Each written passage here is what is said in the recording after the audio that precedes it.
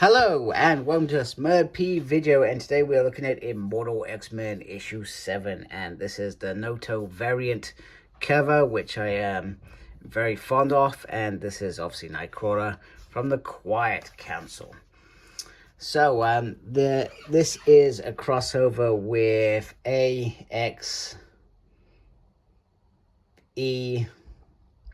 Judgment Day, which is going on in the Marvel. In fact, I've just finished reviewing that a couple of weeks ago, that final issue, which I lasted long. I'll be honest with you, I'm a little bit behind on Immortal X-Men. I've got another issue to review at some point, whilst I'm preparing for lots of inbound new stuff. So if you haven't already, subscribe to my channel, please.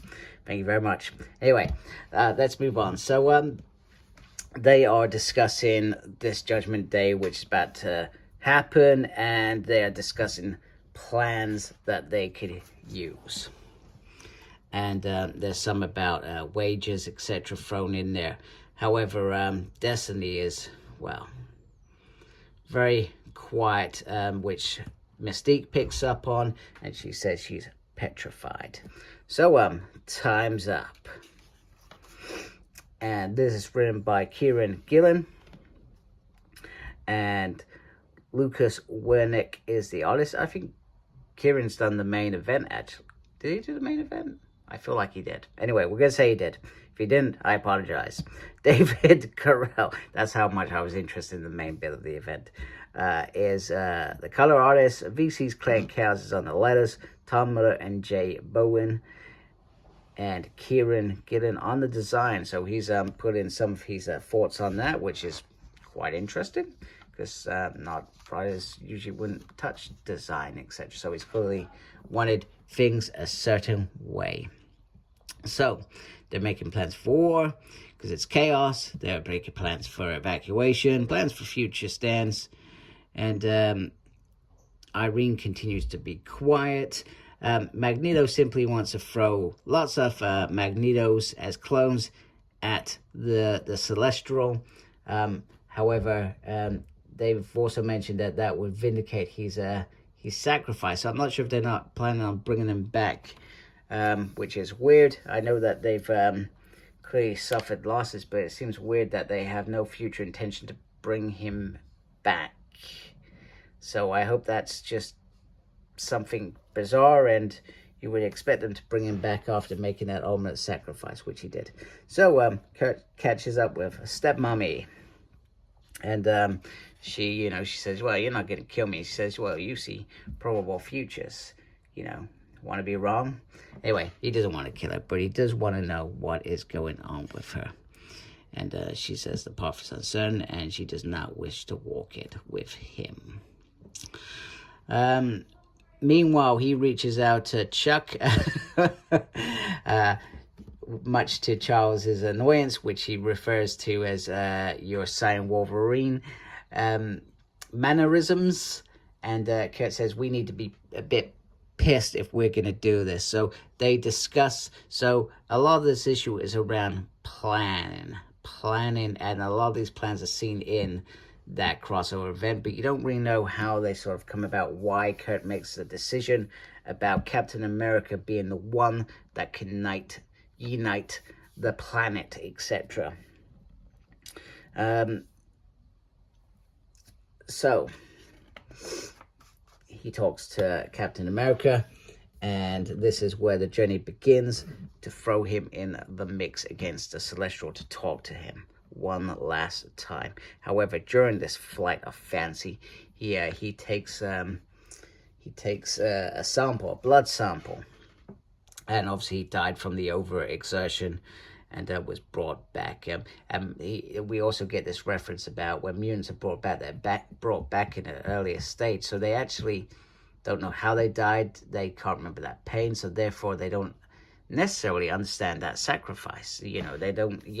But also, you can imagine such a sacrifice would be quite traumatic as well. So there's two pros of cons for it. So the next one is a decision around mutants still on Krakoan, to show example that they are there, that they do not know what is coming, and therefore they end up being sacrificed. And Hope does this speech sort of welling up.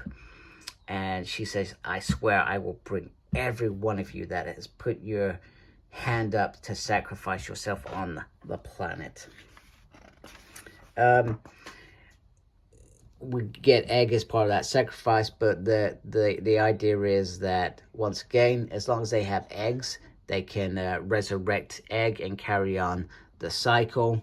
So egg it must be. And you know, then you get Sinister making a joke saying you can't save the world without breaking a few eggs. And this is where Mr. Wagner goes in and he says, you say anything like that again, you know, this is not a joke. There are lots of sides to Kurt in this issue, and it is very centered on his character and his growth and some of his leadership skills, which has always been seen over the years. I mean, I specifically go back to Chris Claremont's Uncanny X-Men run around the 450 issues, where he sort of steps up as trying to be a leader and still a little bit unsure, and he did it a few times over that period, whereas now he's on the council, he is making decisions and tactics, etc. We also get this beautiful moment which with Irene and Raven, where if we go back to Irene's thing, Mystique isn't going to come back, you know, and this could be a decision from the Quiet Council. We don't know yet, so it'll be very interesting. So it is a beautiful moment, and Destiny says, I died on Mirror Island in hope we could be together again. We do the same here. And then she tells her to close her eyes. You do not wish to see this.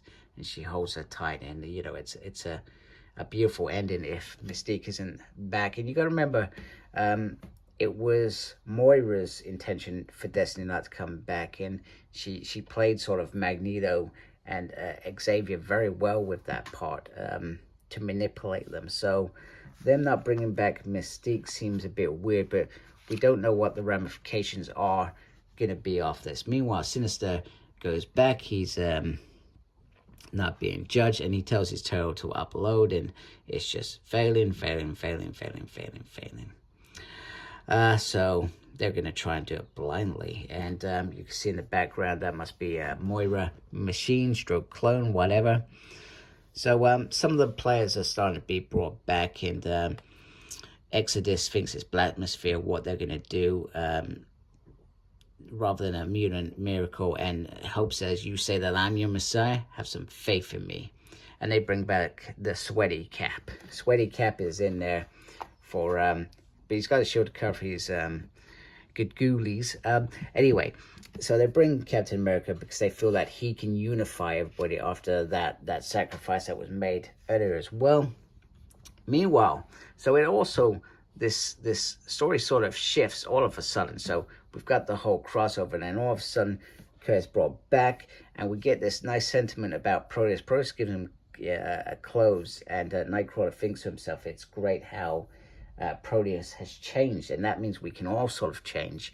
And people do throughout their life stage. They have multiple changes, you know, throughout their lives. I'm not saying that murderers become good guys, you know what I mean? But, you know, we do change as we evolve through our life. We see things differently. I see things differently to what I probably did 10 years ago, etc. You know, and if we didn't change, etc., we wouldn't grow, and we'd perhaps be boring. So anyway, Nightcrawler comes flying in again into Orchis thing, and Moira is there saying, there he is, gang, kill him. And, you know, and we hear so many attempts, because there has been a few attempts, how he died. But with this one, this is just about getting into a position. I love the fact, I feel like this moment, I'm not sure whether he uses his tail to smash the Nimrod, but he disrupts the Nimrod slightly, which I thought was very, very cool. And the idea is to get close to Moira. He shoves on this little device. He doesn't have a clue what it is. He thinks it's just a part of a microwave. But the idea is to scare her, because if she dies, she's not coming back. So she is human right now. And so he talks to Moira about the fact that the Celestial is coming. It's going to destroy your space station. And then he sort of gets her to agree a deal once that destruction happens, and Nimrod isn't a threat. So therefore, this is a battle about life versus death, not about a unification between Orchis and the X-Men. So he wants her to help them to destroy an AI.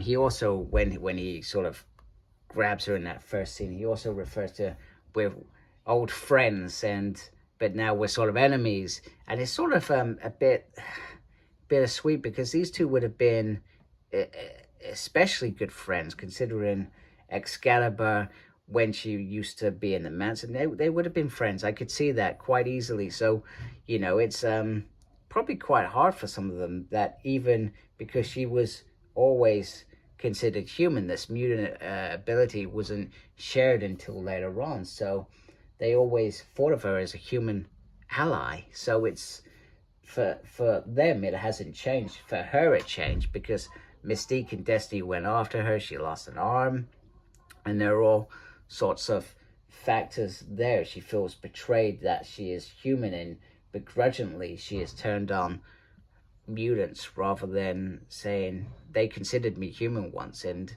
I'm still their friend. Do you know what I mean? I'm not sure whether that means anything.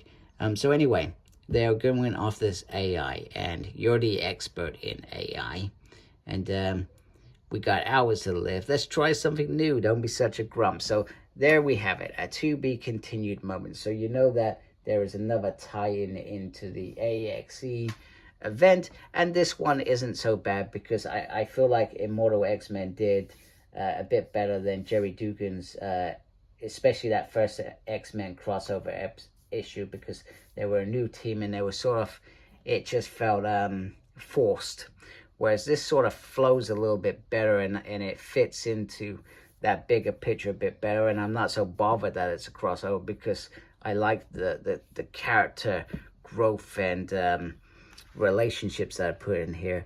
There is also a remembrance to Tom Palmer, 1942 to 2022,